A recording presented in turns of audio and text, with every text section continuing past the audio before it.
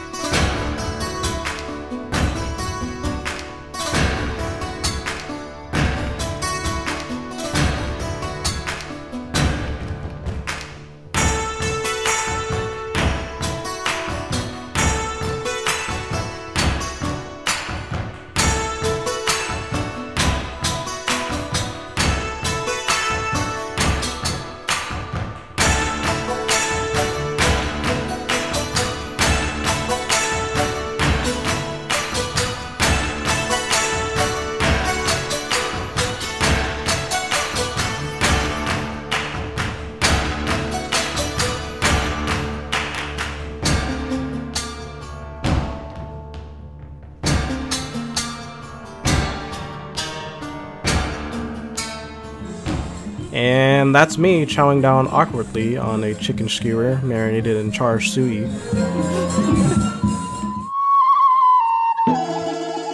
That was a short video shot and edited by my longtime friend and wedding video business partner, Scott Wu.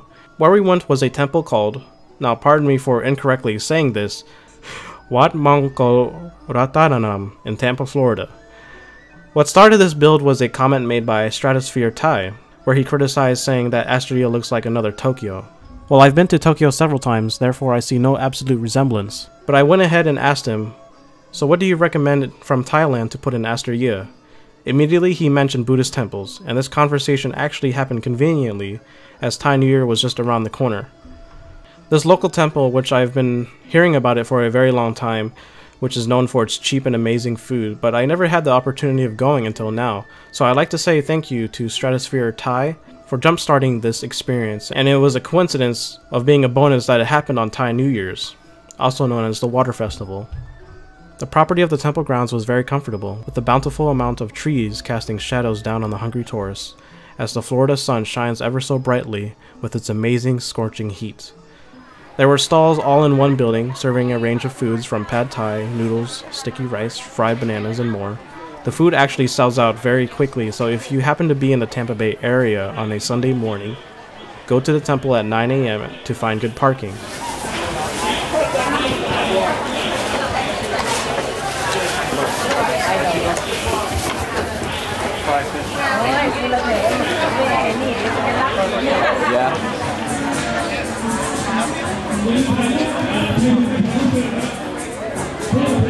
In the back, there was a small garden where they sell orchids and Asian indigenous plants. The vendors there also sold their own produce.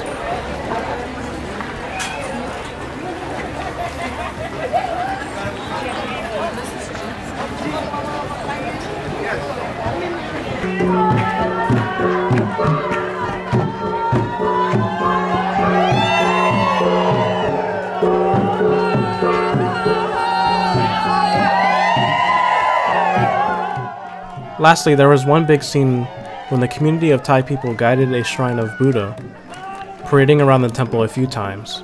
It was a really interesting sight to see in person, but it's also very similar to my background. I am Cambodian American, so Thai, Cambodia, and Laos all share very similar cultural aspects. Even during the New Year's, there's a reason why it's called the Water Festival, as children and adults went around holding water guns, cans of shaving cream, and hoses to shoot at each other, or throw pie of cream at people's faces. We unfortunately did not record any of that, as we wanted our equipment to be safe.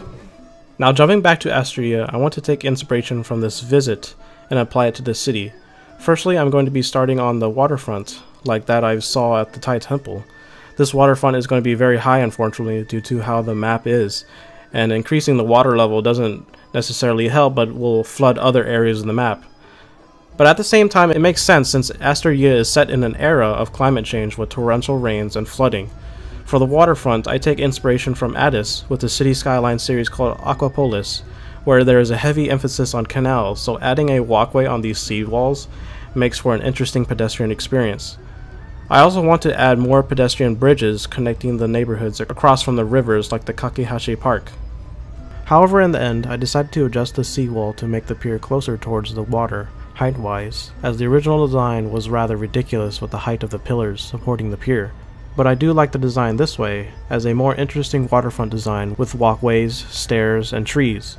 I wanted to adjust the trees on the seawall asset, but the prop it tool wasn't working properly as it couldn't identify the tree on the asset. I still don't want to make the seawall too low for pedestrians in case of flooding. This is something that I had planned long time ago since the beginning of the series, but I just haven't gotten there yet until now.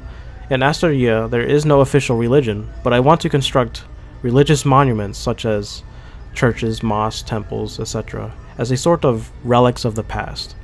No matter how much you dislike it or not, religion has indeed played a pivotal role in human civilization ever since the dawn of man, and I think it is an integral part of our human condition.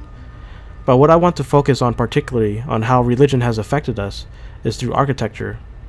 All over the world, religion has produced some amazing architectural styles, like Angkor Wat in Cambodia, Todaiji Temple in Japan, Notre Dame de Paris in France, Hagia Sophia in Turkey, the pyramids in Egypt, and much more.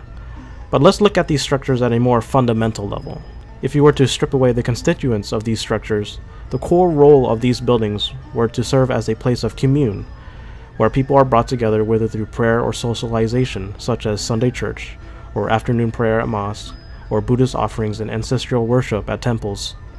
In Aster-yee-ah, I want to place all of these structures, which are landmarks and memories of our past, all over Aster-yee-ah, to serve as communal centers where people can socialize and hold events at these venues.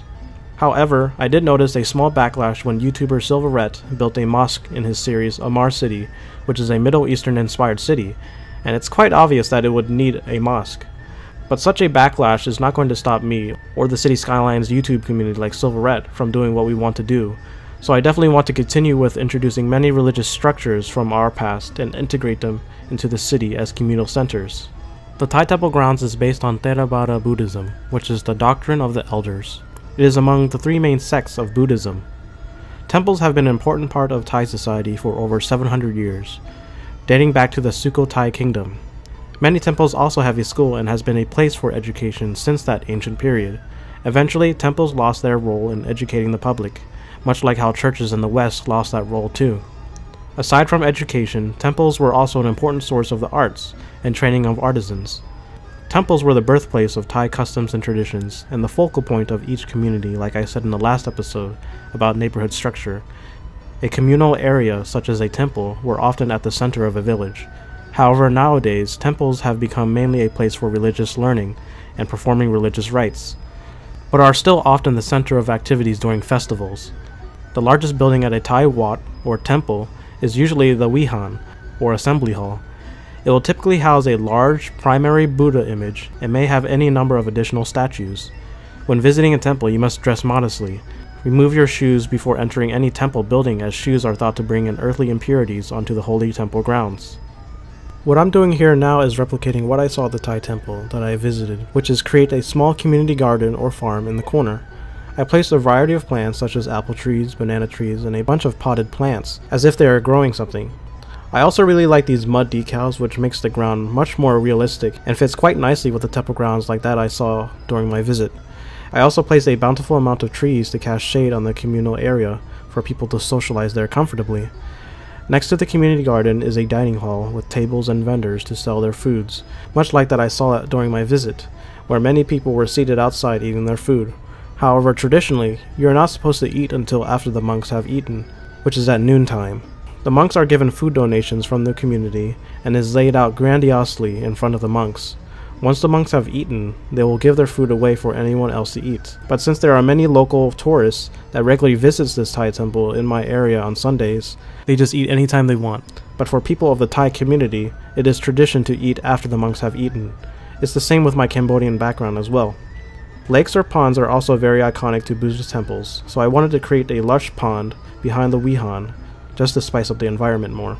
But also, lotus flowers are an important part in Buddhism, which you see at many Buddhist ponds.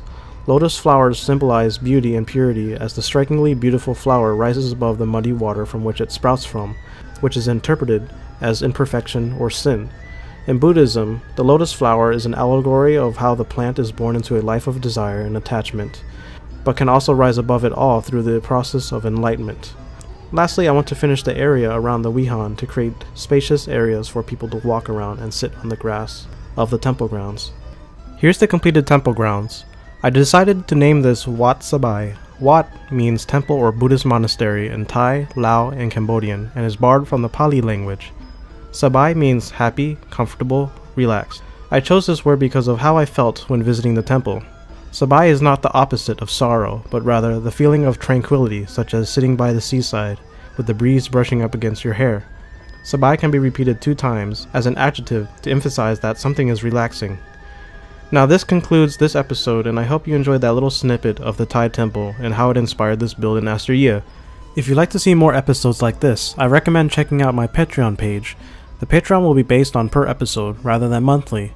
I actually have many big plans in place to visit many cities around the world to document and integrate their city planning innovations into my Aster-yee-ah series.